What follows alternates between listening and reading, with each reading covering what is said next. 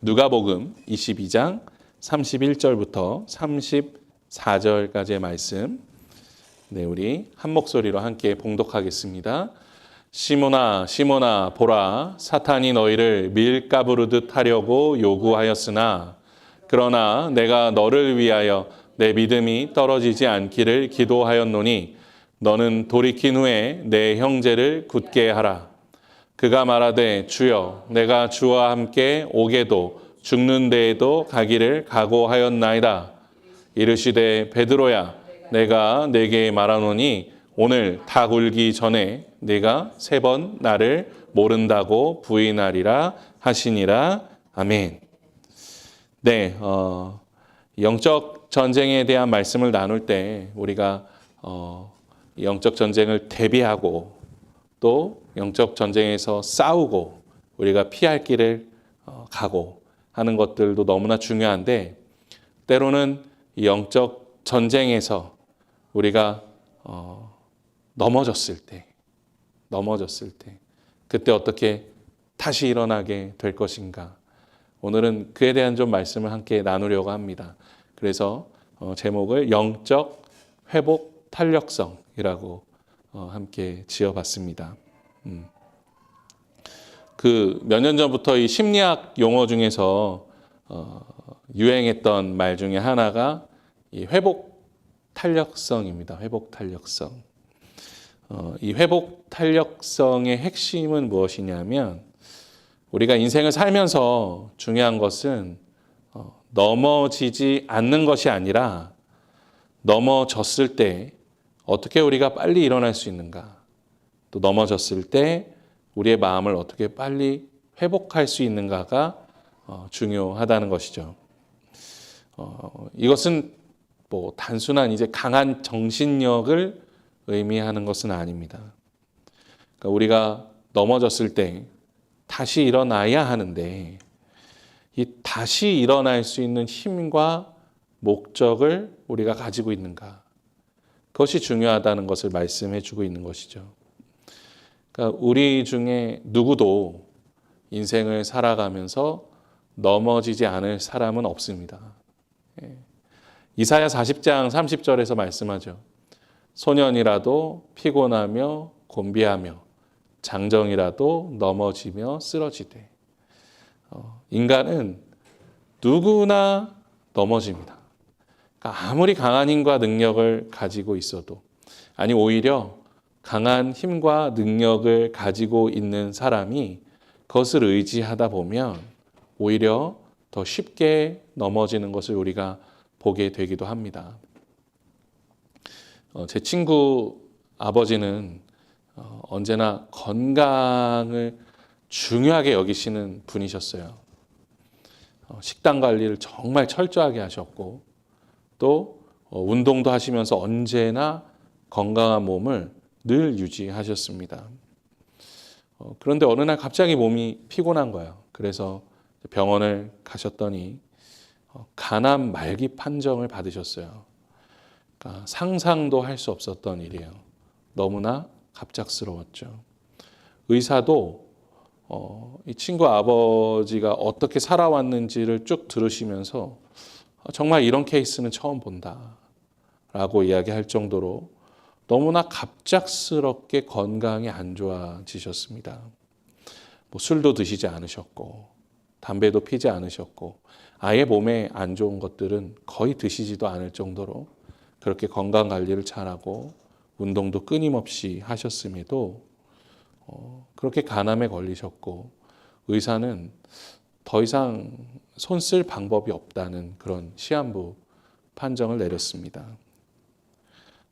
그래도 친구 아버님은 좀 신앙이 좋으셨어요. 신앙이 좋으셔서 힘든 시간을 보내시긴 하셨지만 또 한편으로 하나님께 감사하시면서 또 그렇게 천국을 소망하시다가 평안하게 눈을 감으실 수 있었습니다. 그래서 제가 아버지, 그 친구 아버지 장례식장을 찾아가서 같이 이야기를 나눌 때 그 친구가 저에게 해주었던 말이 아직도 잊혀지지 않을 때가 있습니다. 충현아, 나는 단 한 번도 우리 아버지가 병에 걸려서 돌아가실 것이라고는 생각해 본 적이 없어. 정말 우리 아버지처럼 건강 관리를 잘 하시는 분, 그리고 몸에 안 좋은 것을 안 하시는 분을 본 적이 없는데 대체 왜 이런 일이 일어났을까? 그러니까 나도 정말 하나님을 신뢰하고 믿고 따르고 있지만 대체 왜 이런 일이 일어났는지 이해할 수가 없어. 라는 그런 친구의 이야기가 아직도 이렇게 잊혀지지 않을 때가 있습니다. 그렇죠. 때로는 우리가 인생을 살아가는데 상식적으로 이해할 수 없는 일들이 우리의 삶 속에 일어나기도 하죠. 물론 우리가 인생을 살아가면서 대부분 맞이하는 결과들은 대부분 자기 자신이 원인이 되어서 찾아오는 결과들이 더 많죠. 하지만 1 다음에 2가 이어져야 되는데 그런데 정말 우리도 어쩔 수 없는 상황 속에서 알 수 없는 일들이 벌어지기도 합니다. 그런데 우리가 살다 보면 또 마치 세상을 다 아는 것처럼 이야기하는 사람들 만나지 않습니까? 뭐 미래학자들, 또 유튜브에서 방송하는 많은 사람들은 뭐 미래가 다 자신의 손 안에 있는 것처럼 이야기하시는 분들이 굉장히 많아요. 물론 어느 정도의 지식과 지혜를 가지고 그런 말씀들을 하시는 거겠죠. 다 비판받을 만한 것들은 아닐 것입니다. 하지만 우리는 사실 내일 당장 무슨 일이 일어날지도 모르는 존재 아닙니까?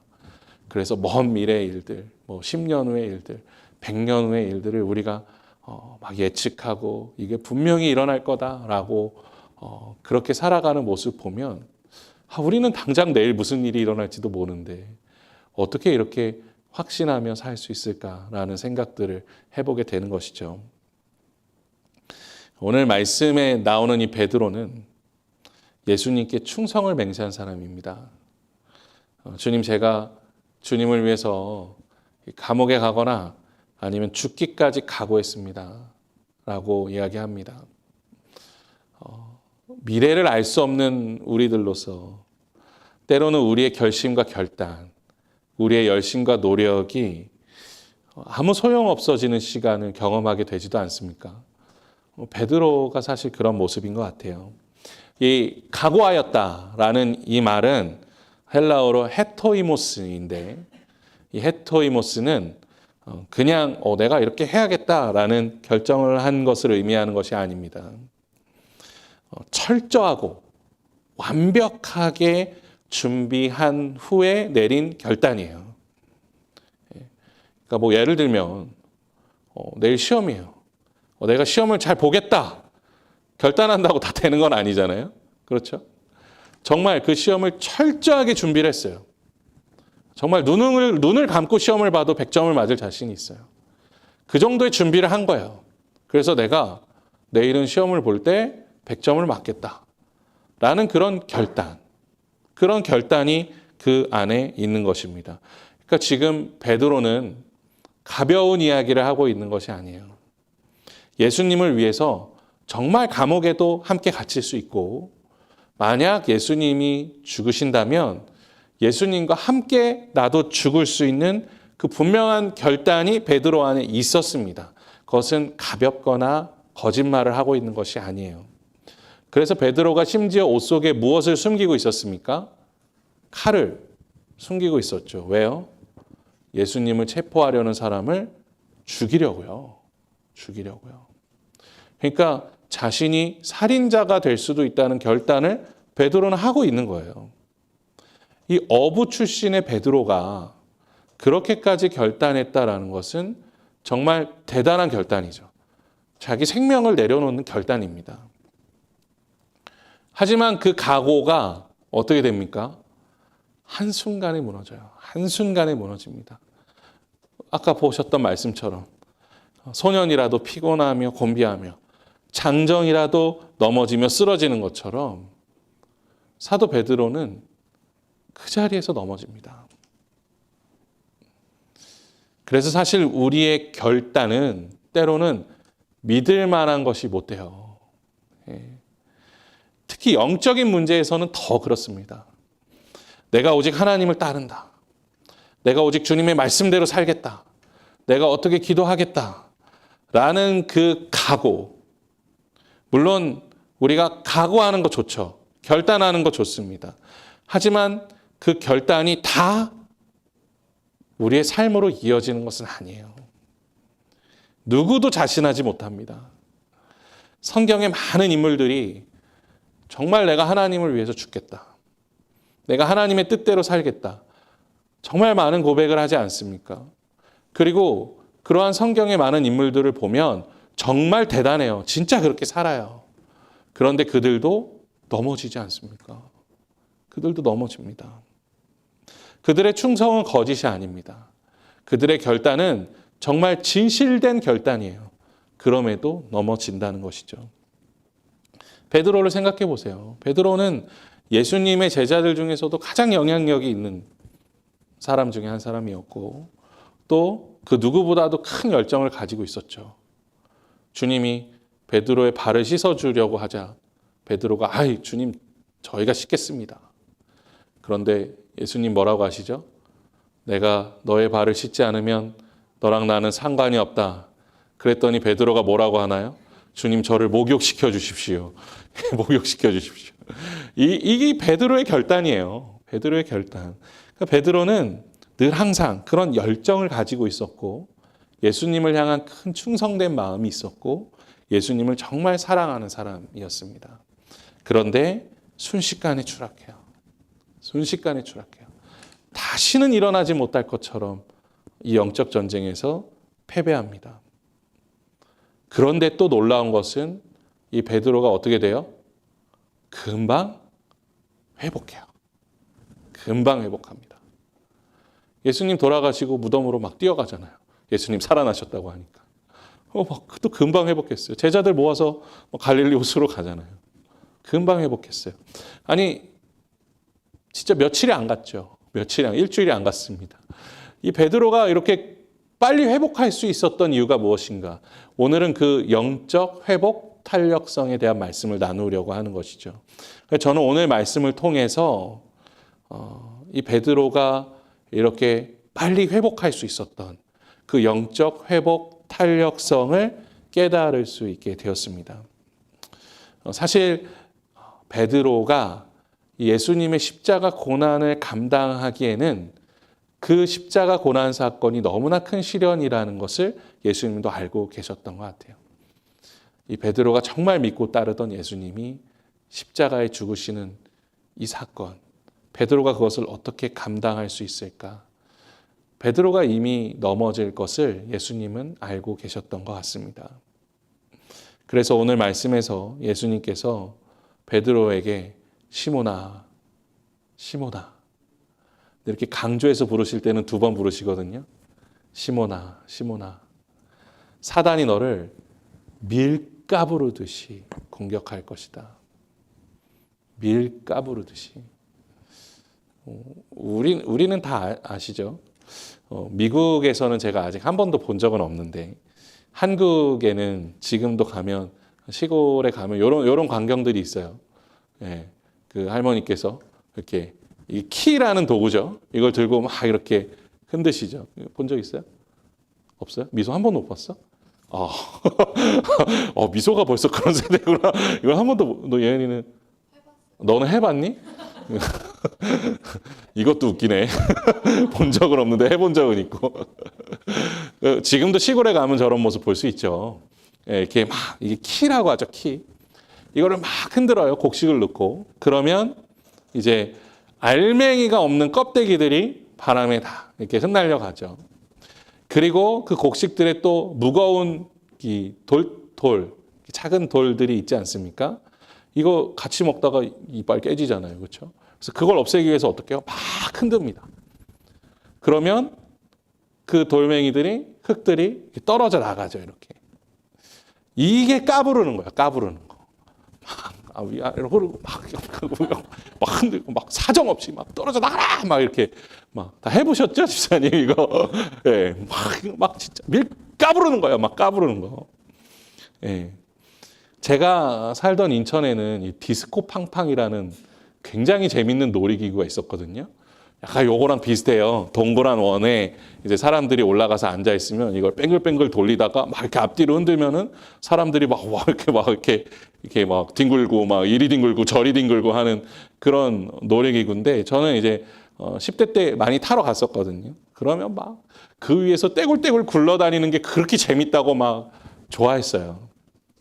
그래서 디스코 팡팡 타고 딱 내리면 뭐 머리도 다 헝클어져 있고 막 옷도 다 흐트러져 있고, 근데 그게 재밌다고 막 그랬었는데, 주님이 베드로에게 하시는 말씀이 약간 이런 거예요. 그냥 너를 사단이 막 정신없이 흔들 거라는 거예요. 막 정신없이 위아래로 흔들고 옆으로 막 흔들고 막 돌리고, 너 정신 못 차릴 거다. 정신 못 차릴 거다.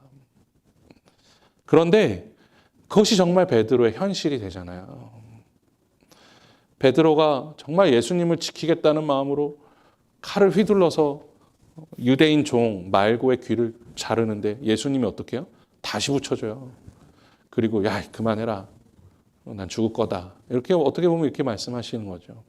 그러니까 모든 용기를 다 잃어버리죠. 도망치게 됩니다. 예수님과 같이 갇히는 걸 두려워하죠.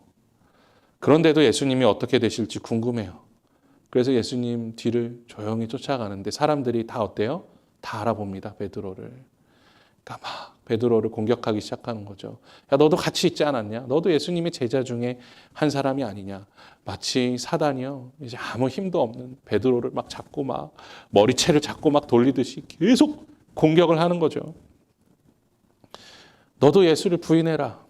너도 예수를 저주해라. 끊임없이 공격합니다. 그러니까 베드로가 버틸 힘이 있겠습니까? 결국 어떻게 돼요? 예수님을 부인하고 저주합니다. 저주해요. 예수님을 저주합니다. 베드로가. 넘어진 거죠. 그런데 이 정도의 패배를 당했으면 사실 다시 일어나기 힘들 것 같아요. 그죠? 가룟 유다도 자살했잖아요. 이 정도로 예수님을 저주했다면 베드로도 내가 어떻게 예수님의 제자라고 할 수 있겠냐? 어떻게 내가 예수님을 믿는다고 할 수 있겠냐? 그렇게 완전한 패배를 이루었을 것 같은데 베드로가 영적인 회복 탄력성을 가지고 다시 일어납니다. 왜요? 주님이 베드로에게 이렇게 말씀하셨기 때문이에요. 내가 너의 믿음이 떨어지지 않도록 내가 너를 위해서 기도했다. 기도했다. 베드로가 그 사단의 영적 공격 때문에 패배했어요. 넘어졌습니다. 하지만 그가 다시 일어날 수 있었던 이유는 무엇입니까? 예수님께서 이미 그것을 아시고 베드로를 위해서 기도하셨기 때문이에요. 기도하셨기 때문이다. 베드로 안에는 그 믿음이 있었습니다. 자기가 넘어질 것 예수님이 미리 아시고 말씀해 주셨어요. 그런데도 넘어졌습니다. 얼마나 괴롭겠습니까? 얼마나 절망스럽겠습니까? 그때 예수님이 베드로에게 하신 말씀이 머리를 스쳐갑니다. 무엇입니까? 내가 네 믿음이 떨어지지 않도록 기도했다. 기도했다. 이미 기도를 하셨어요. 베드로가 믿음이 떨어지지 않도록. 베드로가 그것을 믿으면 어떻게 되는 겁니까? 회복되는 거예요. 믿음이 떨어지지 않게 되는 거죠. 회복되는 것입니다. 그리고 이 말씀은 베드로를 위한 것뿐만 아니라 누구를 위한 겁니까? 모든 믿는 그리스도인들에게 하시는 말씀이죠. 사랑하는 성도 여러분, 우리가 넘어질 수 있습니다. 지금도 넘어졌을 수도 있습니다. 또 힘들고 어려운 상황을 맞이할 수 있습니다. 그리고 그렇게 마주했을 수도 있고요. 또 앞으로 마주할 수도 있습니다. 당연히 그런 순간이 우리에게 찾아옵니다. 제가 가끔 우스갯소리로 하는 얘기지만 우리가 물론 감사하고 행복한 삶을 살아가지만 뭔가 내 인생에 전혀 고난이 없다? 자기 자신을 한번 되돌아봐야 됩니다. 내가 정말 제대로 그리스도인으로 살고 있나? 내가 정말 그리스도인으로 살고 있나? 한번 되돌아볼 필요가 있는 것이죠. 우리에게 그런 어려움들이 그리스도인으로 살아간다면 그런 어려움들이 찾아옵니다. 또 정말 때로는 진짜 밀가부르듯이 막 사단이 우리 머리채를 잡고 막 좌우 양옆으로 막 흔들고 위아래로 흔들듯이 그런 마음의 요동침을 경험하기도 합니다. 하지만 그때마다 우리가 일어날 수 있는 이유는 무엇입니까? 예수님이 우리를 위해서 기도하시기 때문에. 지금도 쉬지 않고 예수님이 우리를 위하여 기도하고 계시기 때문에. 나만 특별히 넘어진 게 아니에요. 누구나 다 넘어져요. 괜찮습니다. 넘어질 수 있어요. 중요한 것은 무엇입니까? 일어나는 거예요. 예수님이 우리를 위해서 그래서 기도하고 계십니다. 일어나라고. 이것은 그냥 드리는 위로가 아닙니다. 인간의 마음으로 드리는 위로도 아닙니다. 정말 실제적인 일이에요. 예수님은 지금도 하나님 우편에 앉으셔서 우리를 위하여 기도하고 계십니다. 우리가 다시 일어설 수 있도록. 하나님 그렇게 우리를 인도하여 주십니다. 여러분 괜찮습니다. 일어나기만 하면 됩니다. 우리의 중보자 되시는 예수 그리스도를 믿으시기 바랍니다. 주님은 오늘도 우리에게 힘 주십니다. 그리고 우리의 손을 잡아주십니다. 우리의 슬픔과 괴로움과 아픔과 두려움을 주님은 아십니다. 다 알고 계십니다. 우리가 넘어질 거, 우리가 패배할 거 다 알고 계십니다. 그래서 주님은 우리를 위하여 기도하셨고 기도하시고 기도하실 줄로 믿습니다. 얘야 아직 안 끝났다. 포기하지 마라. 일어나라. 다시 힘을 내라. 내가 여전히 너를 위하여 기도하고 있다.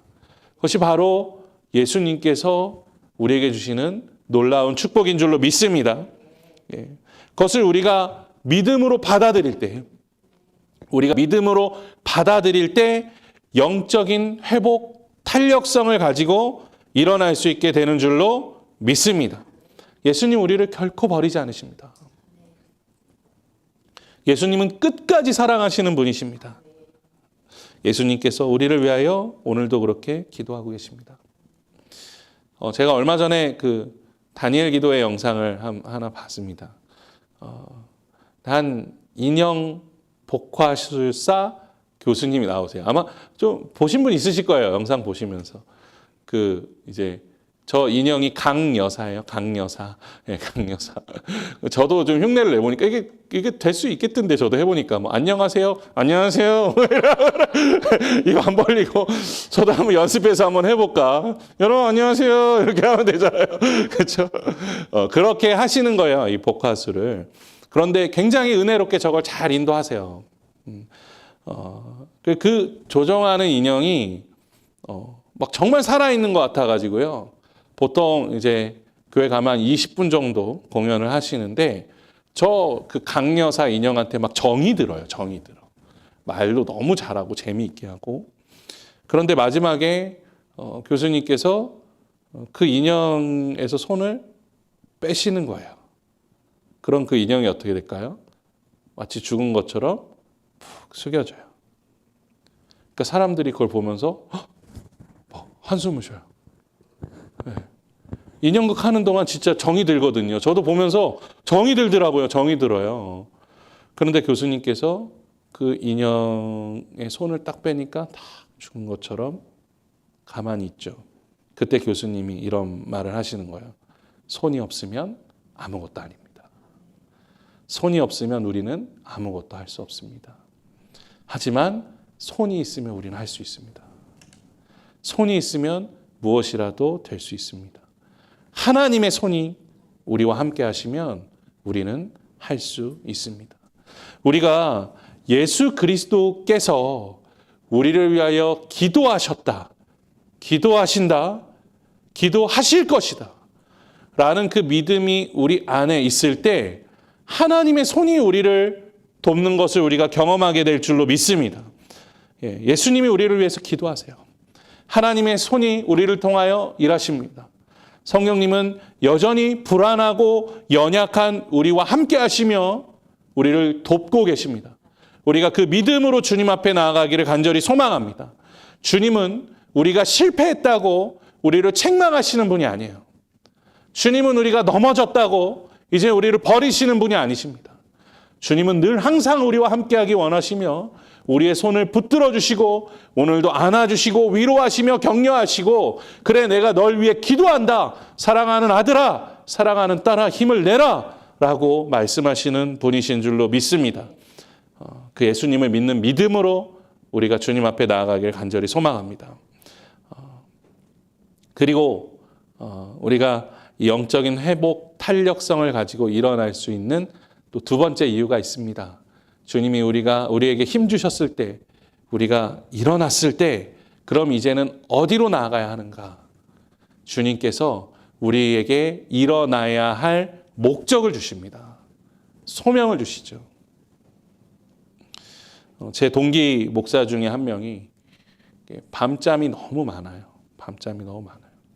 그런데 자기는 새벽 기도를 너무 하고 싶어요. 사모합니다. 그래서 알람을 막 몇십 개를 맞춰놔요. 노력을 안 하는 게 아니에요. 그런데 새벽에 못 일어나요. 네, 알람을 다 자기도 모르게 끄고 자요. 그러니까 제가 그런 게 어딨어. 그렇게 생각을 했었는데 저는 알람 들으면 바로바로 일어나는 스타일이거든요. 그런데 그냥 끄고 잔대요. 기억을 못 한대요. 저는 안 믿었어요. 뭘 기억을 못해. 다 나겠지. 근데 진짜 기억을 못하고 주무시는 분들도 계시더라고요. 그러니까 못 일어나는 거예요. 그런데 이 친구가 축구를 굉장히 좋아하거든요. 월드컵 시즌이 됐어요. 그런데 이제 어느 나라에서 월드컵을 하다 보니까 경기가 새벽마다 있어요. 경기가 새벽마다 있어요. 그러니까 TV 중계를 통해서 보려면 새벽에 일어나야 되는 거죠. 근데 자기가 죄송하잖아요, 주님께.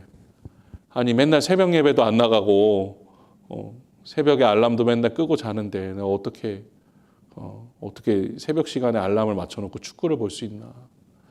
그 잤는데 알람을 안 맞춰도 그 시간에 깨지더래요.